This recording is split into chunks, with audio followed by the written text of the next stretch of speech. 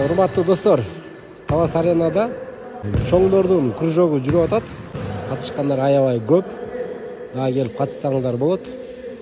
Тренер Алмамбет агай, Таластын сборныйында ойноп жүргөн бала. Сіздерге да bir интервью алып берели, кандай болуп атат.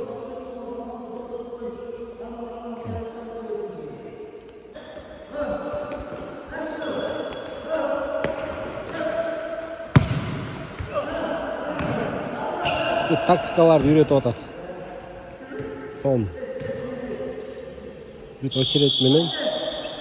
Негизи футболду тактикаларын үйрөнүп алып, футбол ойносо менимче аябай кызыктуу болот. Бүт тактикаларды үйрөнөсүздөр, тренировка болот, как положено.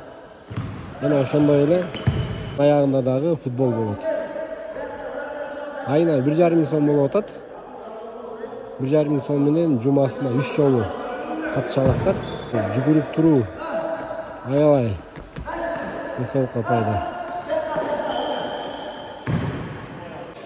Замир мырза, ассаламу алейкум. Кандай болуп атат тренировка? Сонун жакшы болуп атат. Сонун тактикаларды үйрөнүп каласыздарбы? Кудай буйрса үйрөнүп атат акырындап.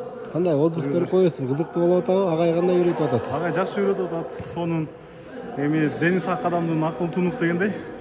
Барыңыздарды чакырабыз. Футболго келип Жагып атабы? Канча жолу катышып атканыңызга?